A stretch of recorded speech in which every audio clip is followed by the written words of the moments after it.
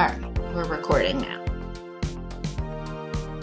So the problem with Google Scholar often is that you hit a paywall, which means Google Scholar asks you to pay a lot of money for articles or to subscribe to specific journals.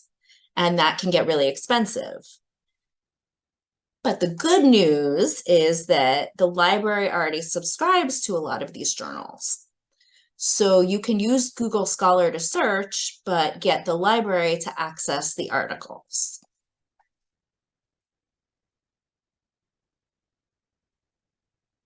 And I'm going to go over how to do that. But first, I wanted to talk about why Google Scholar is a better choice than Google for finding academic articles.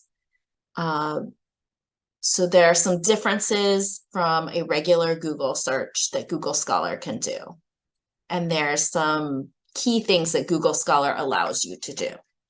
It allows you to copy a citation from an article. It allows you to explore other works that have cited a listed work. And it allows you to easily find full text versions of articles.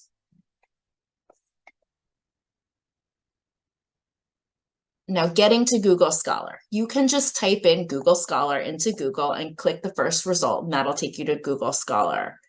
You can also go to scholar.google.com, and that will take you to Google Scholar. But if you log in through the MDC databases, then you're going to get access to everything that the MDC library subscribes to. So, whoops. If I go, whoops. All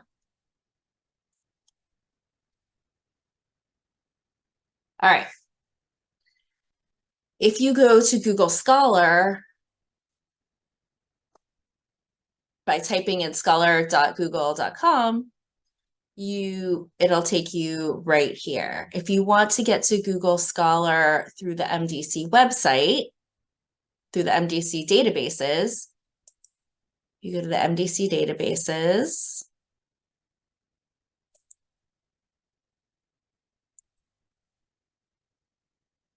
And it will be under G. And you can log in this way. And then log into Google Scholar and MDC databases that we subscribe to will show up this way. Aliyah, Yeah. We can look at your PowerPoint and not your the website. Okay. Thank you. Let me see.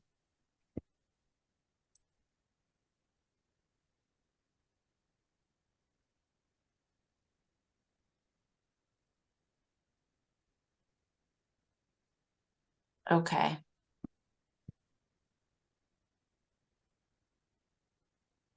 I am just going to restart my share screen.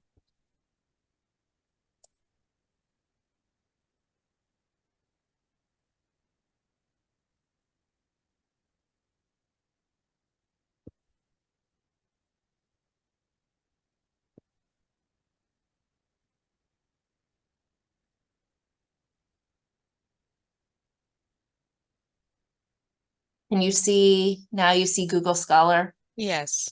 All right. All right.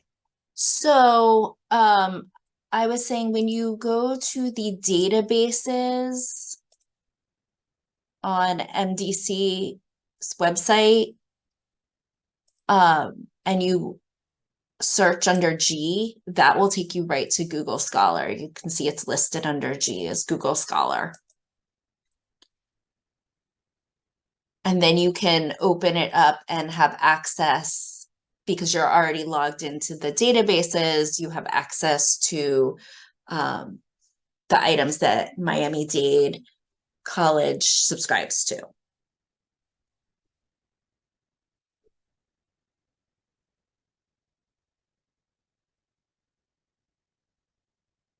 So I'm going to start by going over some of the tips and tricks for using Google Scholar. So the first one I want to talk about is using citations to conduct backwards searches.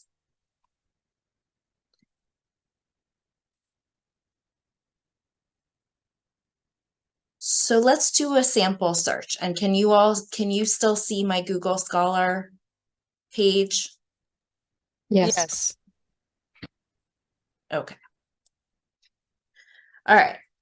So let's do a search for ancient Egypt.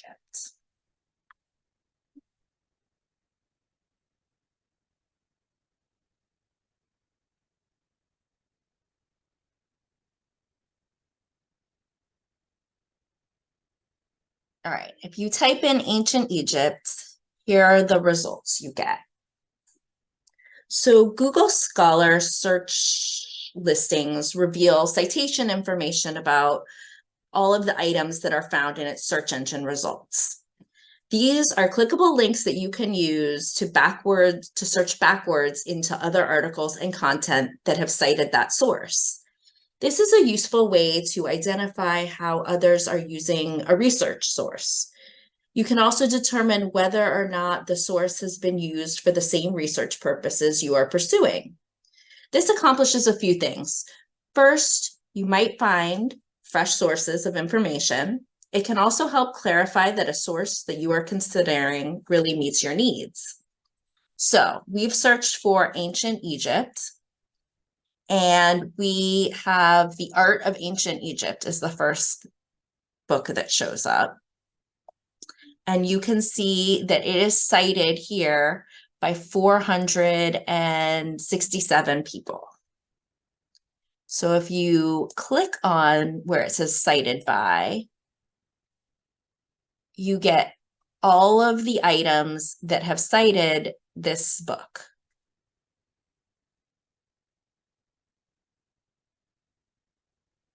So you can use that to make sure that, to sort of figure out if these items are going to have the same topic as this book. If they're citing that book, then they should. And I also wanted to show you that the full text shows up on the right side. So you have links to full text articles. Now remember that not everything is free, but if you see full text at MDC, that means that this is a resource that we subscribe to. So if you click on full text at MDC, it takes you back to the MDC catalog.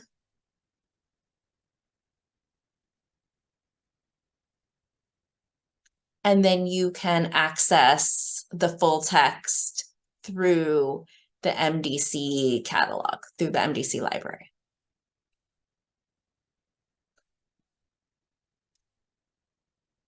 So I'm going to go back to my PowerPoint.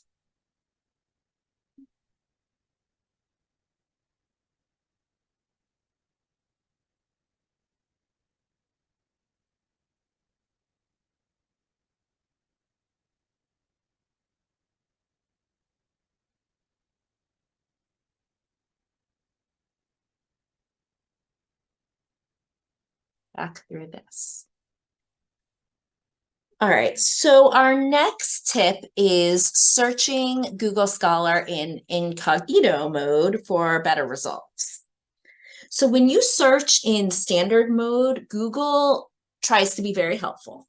Google tries to remember all your previous searches and the links that you have clicked in the past and other bits of information. And oftentimes this might work because you can say, oh yes, I did search that. But it's not always working in your favor because your previous search data is used to influence the search results that you see the next time you run a result. This is great if you're doing some general research for your own information or entertainment. Like I said, sometimes it can be useful to see, oh, I just searched for that.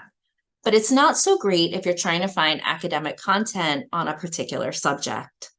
This is not the time for Google to skew results based on your past search habits. So the way to beat this would be to consider going into incognito mode instead.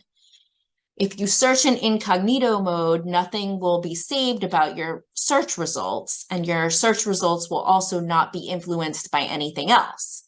This means if you search, for example, climate change in national parks, your results won't be impacted by you having searched national park vacations earlier. So sometimes to make sure that you have the complete results, you can try searching in incognito mode and it won't pick up your past results. Our next tip is to define the keywords that you use carefully. So what does that mean? Don't simply type keywords into Google Scholar in the hopes that something useful will emerge. This is often how we use Google in our everyday lives, but it's a great way to get jumbled and repetitive search results in Google Scholar. So just like when we use a database, you want to write down what you would like to learn as part of your research and then break that down into chunks or, subtopics.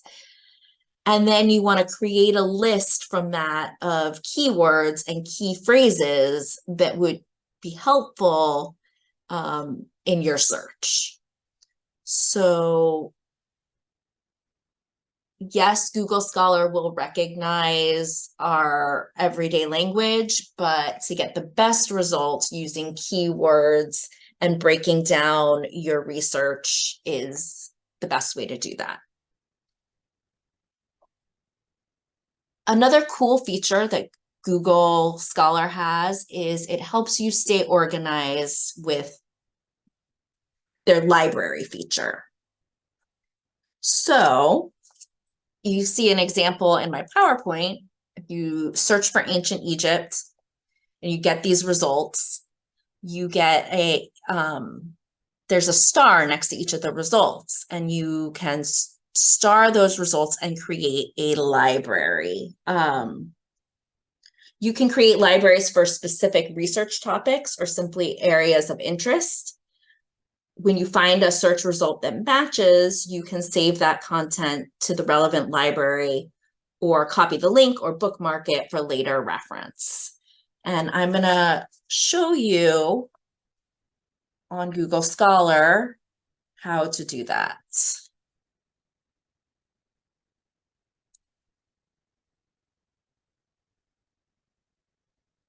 I'm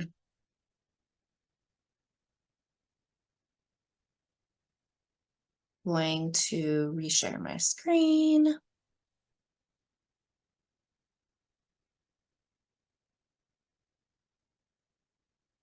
Okay. So if you do a search on, I'm going to use plastic usage because that's a topic that's come up a bunch.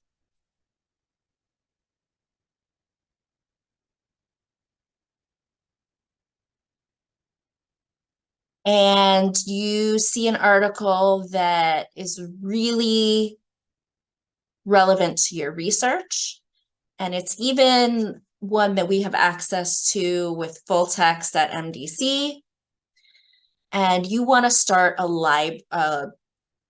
library to organize all of the research that you're doing on plastics. So you can go here. In the drop-down menu, it says My Library. And right now it's showing me everything that I've already saved to, I've saved to a reading list, all my articles. So that's what it's going to look like, but we want to save something to our library. So we're going to click save. And I can label it as part of my reading list, or I can create a new reading list or a new library, and I'm going to call it plastics.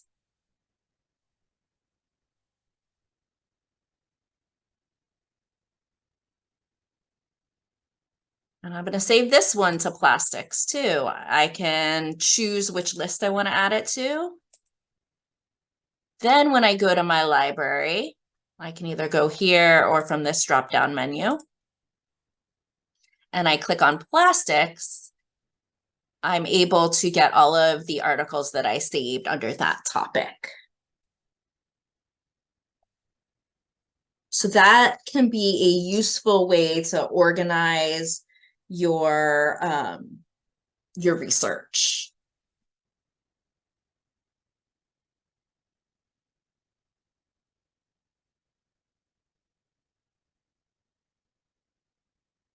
All right.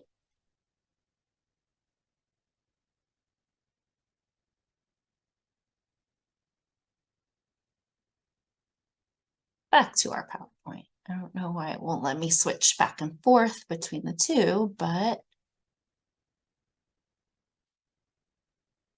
so the next thing that you can do that's really cool in Google Scholar is you can click on related articles to expand your source.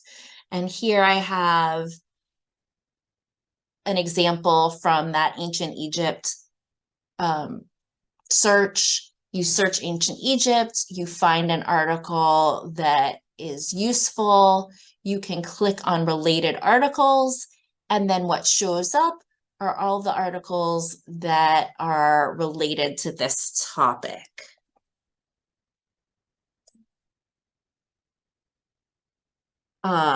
So clicking on related articles pulls up additional scholarly resources that can relate to the site, to the search results that you selected. And so this is useful, particularly if you are low on sources for your research, and it allows you to dig into the content that Google Scholar recommends to you.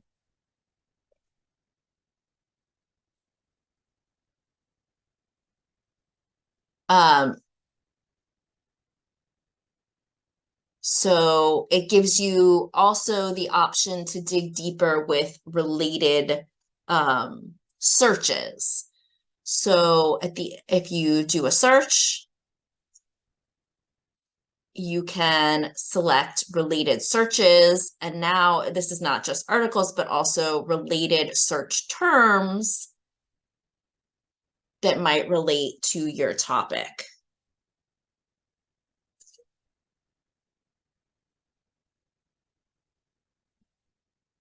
The next tip and trick is about how to organize your citations. So citing sources and building bibliographies or works cited pages has gotten a lot easier with Google Scholar. It's really bad if you're at the end of a big project and you realize that you haven't even begun to organize or cite your sources. The result would be having to do the research almost all over again. But Google Scholar has done a lot to automate this process. Let's go back to Google Scholar.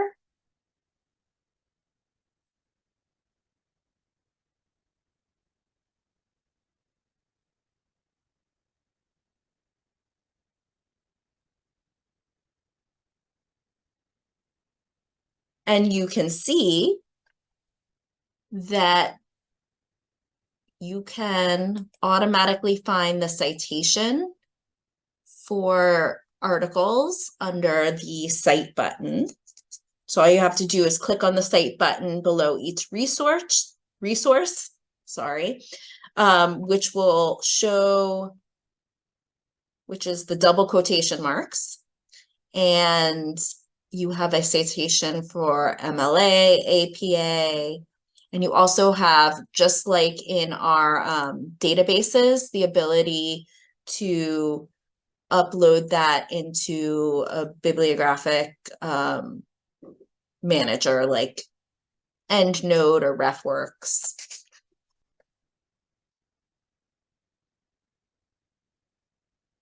So you simply select the citation by clicking it, and you can copy that into your document as needed. If you use this feature along with the ability to create and search libraries, you can easily track down all your sources for a project and grab the citations that you need. I always recommend that you double check your citations because there could be mistakes. Just like in the databases, it's always a good idea to double check your formatting and everything once you have that in your paper.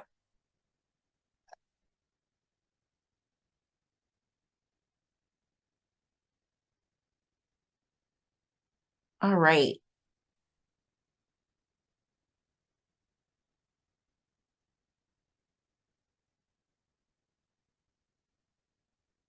Let's go back to our PowerPoints.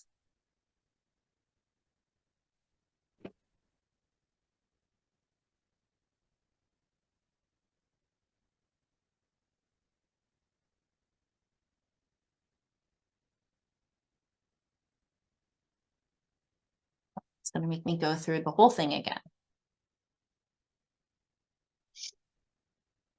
Okay. So the next thing that Google Scholar allows you to do is it has an advanced search feature. So you can use advanced search to curate your ideal results. You can also use Boolean operators. So the advanced search feature allows you to use filters and other parameters to return to your most useful result set. So you can limit results to a specific time period or a specific author. Another option is to search according to the author.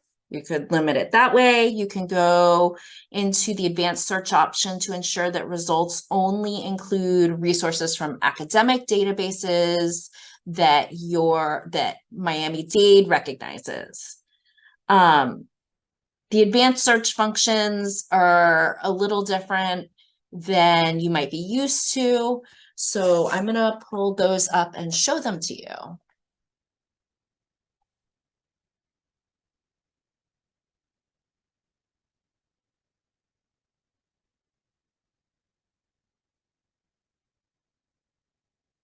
All right. So you have the option when you go to Google Scholar to use advanced search. It's in the drop-down menu. When you pull it up, you can see that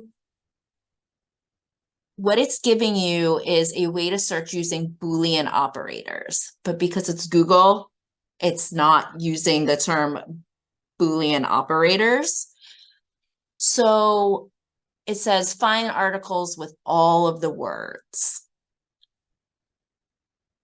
Does anybody know what the Boolean operator for that would be?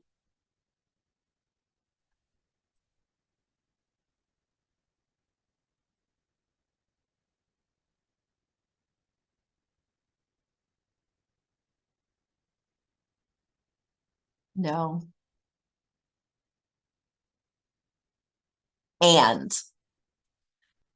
So normally that would be it when you're looking in the databases, that would be connecting your terms with and.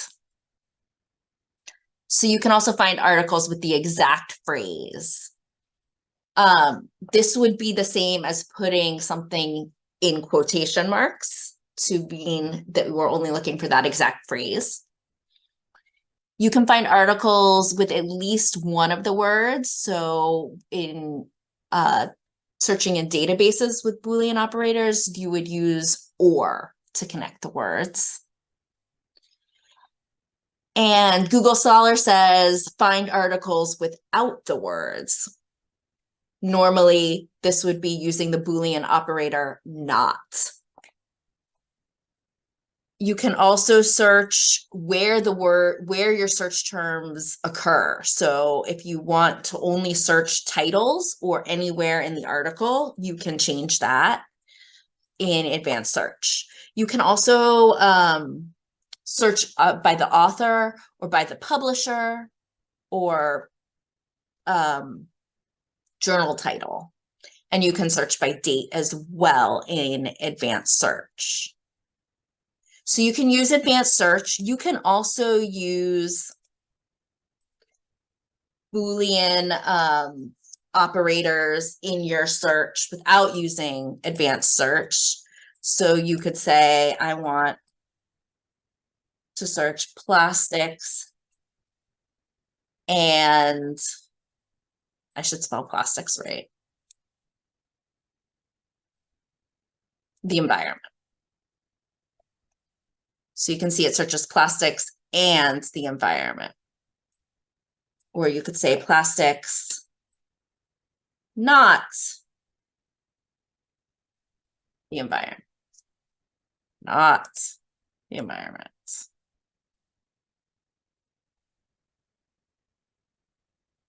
Not.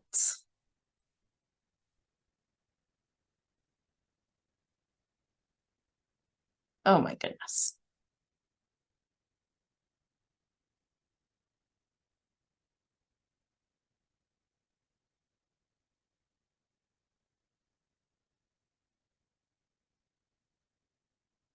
Oh, it's giving me environmentalism, but not the, so it's not working. You can also use operators to search a specific site. So site with a colon. So let's say I want science.org. I can put site colon science.org. And then I can search everything on science.org. You can also use the operator journal.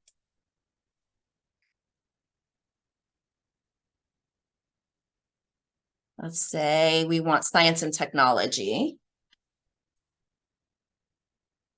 And we only want to search that journal.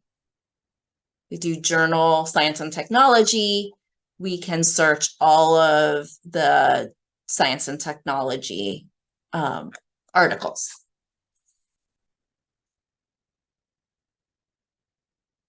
Another really cool thing that Google does is it has scholar profiles.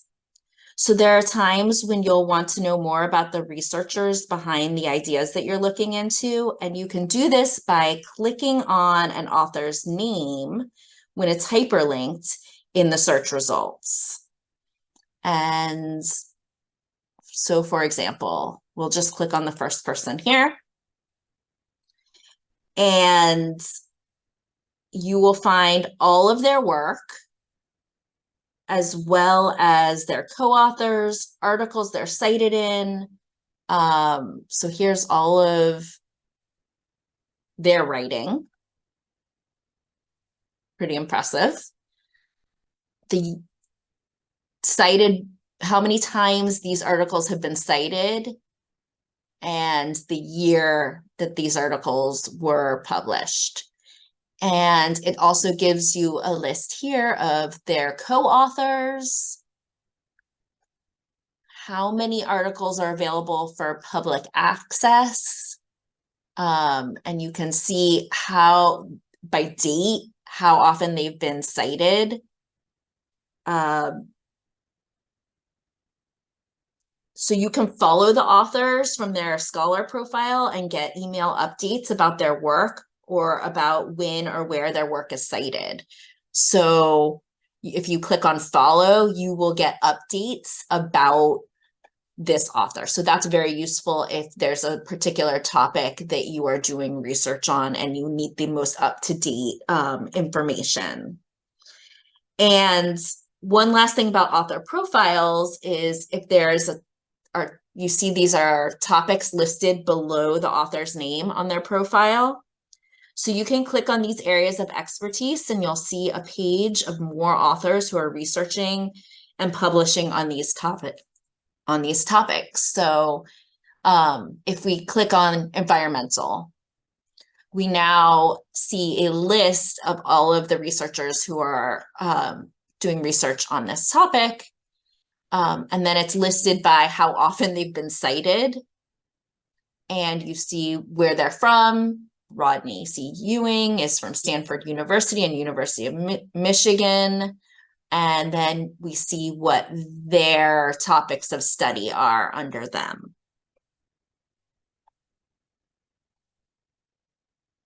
All right. So the next thing that Google Scholar can do, which is pretty cool, is you can search for court opinions with the case law button. So Scholar is actually the largest free database of US court opinions. When you search for something using Google Scholar, you can select the case law button below the search box. And you can see legal cases that your keywords are referenced in. So you can read the opinions and a summary of what they established.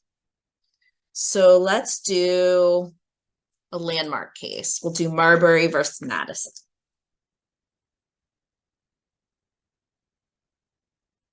All right. So that pulls up this landmark case. And you can see it's a landmark case. It's been cited many, many, many times. But one thing that you can see also is how those court opinions have been cited. So not only how many times it's been cited, if you click that, you'll get all the results for all the different cases that have cited Marbury versus Madison, but you can see how it was cited. So if you want to better understand the impact of a particular piece of case law, you can select how cited, and you'll see where the document has been cited, in what opinions the document has been cited in, how the courts might have used that to strike down unconstitutional laws or statutes. So when you're looking at how case laws are cited within Google Scholar, you can also, and you click on the cited by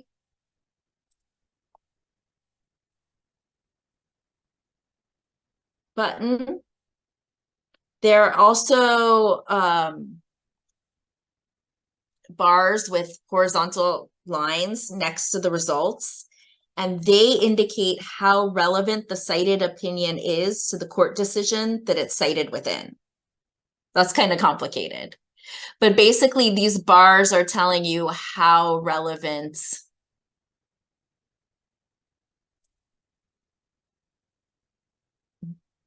these court cases are to this main court case. Does that make sense? Oh, is there a question?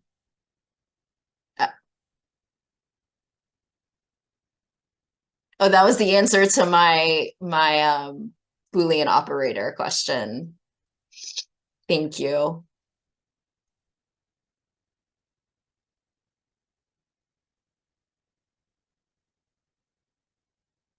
All right, the case law can be really useful. It is a little bit confusing, but as you can see where down here, like People v. Johnson, you can see that it has less bars next to it, meaning that it's less relevant to this main case up here than this first result, which has more bars, so it's more relevant to this main case.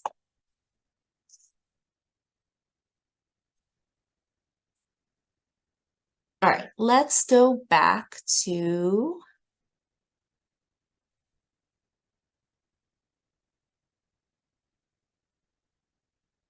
our PowerPoint.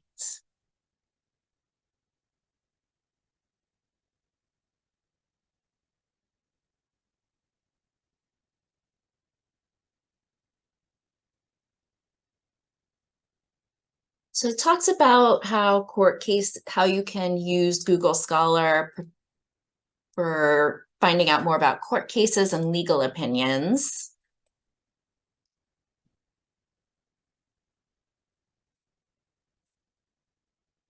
The next thing is that you can use it to set up alerts to stay up to date on trending research. So I showed you how to set up an alert for a particular scholar, and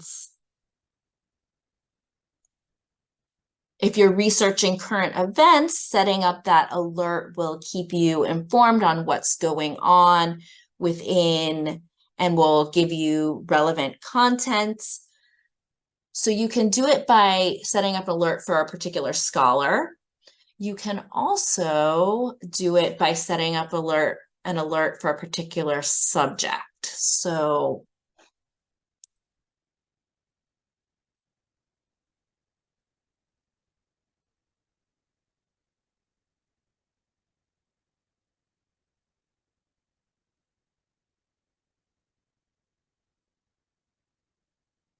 if you go to the drop-down menu, one of your options is alerts, and you can create an alert, and you can type in your subject.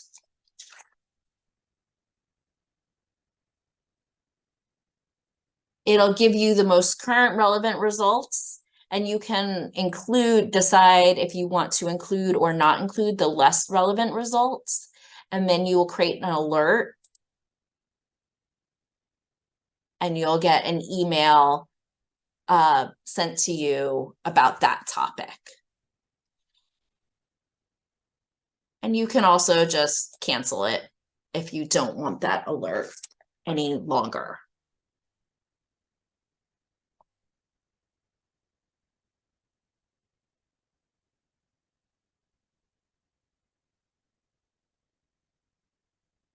All right.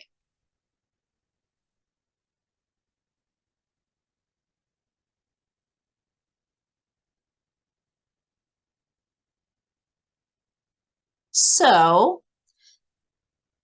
there are a couple of other bonus tips that I wanted to cover. You can search for articles published only in top journals and you can search by specific fields using the metric feature. So I am going to show you how to use that.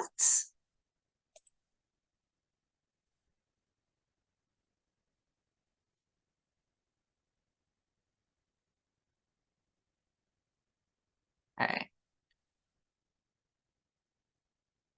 If you go to the drop-down menu again, you see metrics.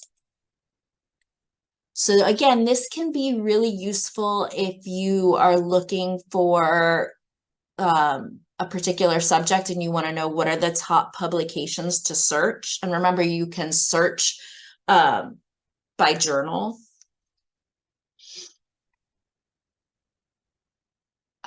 So it gives you the top publications over the last 5 years. These are the top 10 altogether. It gives you information about, you go to view all.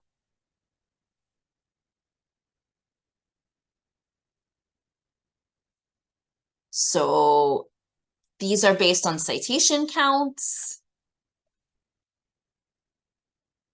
You can search by category, so you can find the top business, economics and management publications. You can find the top, you can even then narrow it down by subcategory. So the top economic policy publications. So this helps you also break down your subject areas as you're doing research. So this can be a useful way to navigate your way through the results and find what is most relevant to you.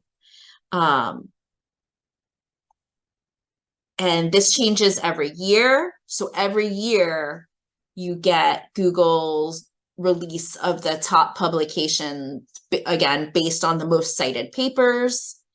And you can also search things that are available in 11 different languages. So the H index that you see here is how much impact the article has had. And so that is a excellent place to start looking to see how much or the journal has had. You can see how much impact that journal has had on current research. Are there any questions? Anything anybody wants me to go back and cover more of? Aaliyah, I have a question. Mm-hmm. Why would someone use Google Scholar instead of an MDC database? So Google Scholar has access to more articles and journals than MDC subscribes to. And it also has access to like dissertations and conference presentations or conference papers. So those might be accessible through Google Scholar, but not through our database. So sometimes when you're having trouble finding information in the databases and you need to broaden a search a little bit, that's why when Google Scholar can come in handy. Thank you. You're welcome. All right. Are there any other questions? I just have a quick one. I'm assuming that when you and you might have mentioned this, I'm sorry, but I'm assuming that when if you want to like set up alerts or a library or something, which is very useful, I hadn't tried that before. I'm assuming you have to be logged into your Google account or Gmail account, right, before you can do that. Yes. Yeah, Okay, you would have to be in your Google account. Yeah, I thought so. I just wanted to make sure. Thanks. Sure. All right, I have a little Kahoot to do. And this also gives me practice at doing a Kahoot. So let me see if I can pull this up.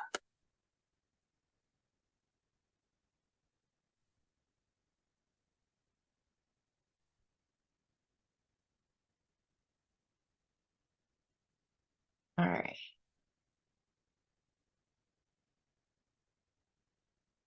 Okay.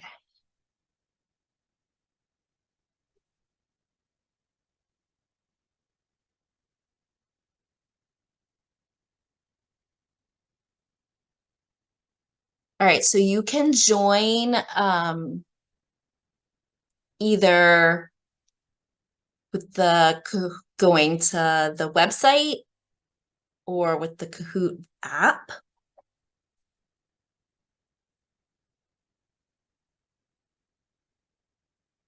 Or with the QR code.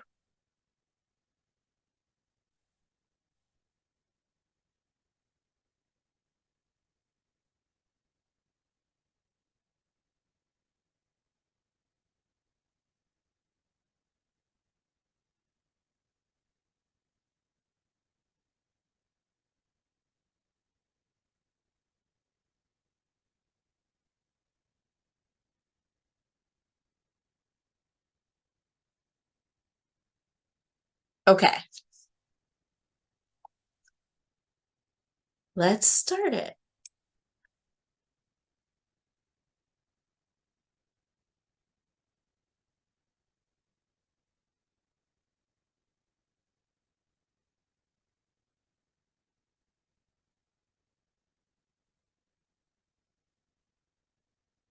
Okay, so what is an advantage of using Google Scholar over Google, not over MDC databases, but over regular Google?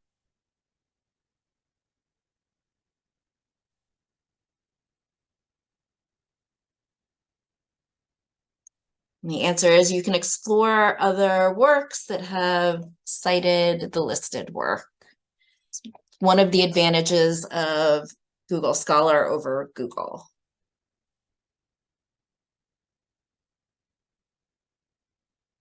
All right.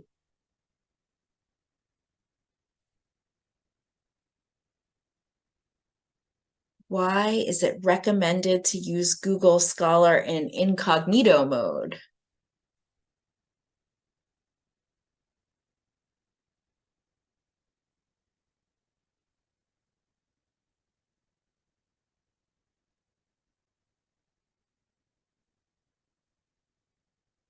Everybody got it right. To avoid a customized search due to previous searches.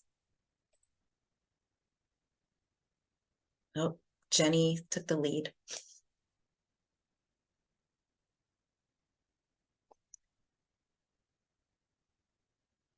What is the operator for excluding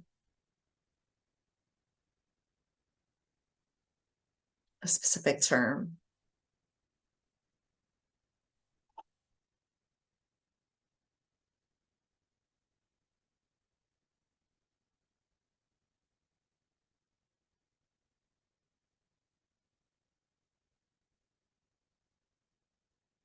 Not is the correct one.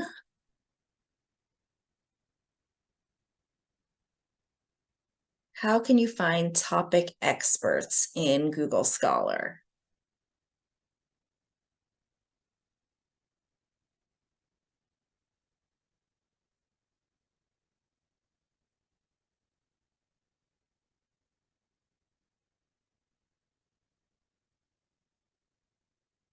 Click on the area of expertise under the author's profile.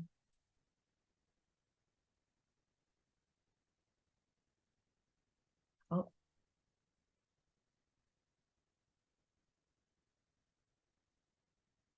Does Google Scholar provide citation information for each result? Yes, everybody got that correct.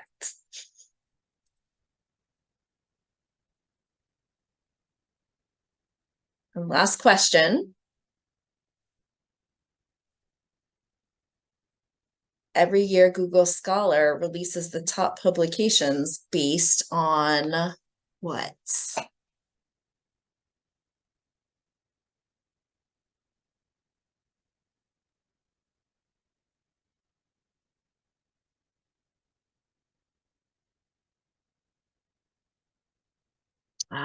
Most cited papers. Their list of top publications is based on citations.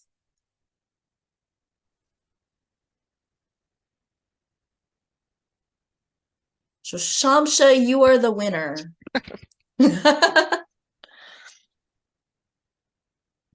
Well, Tavares is also sort of a winner.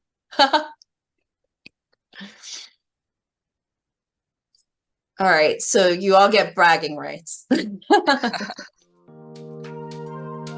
right, well, thank you for attending the presentation on Google Scholar. I hope there were at least some like new tips and tricks in there that were helpful.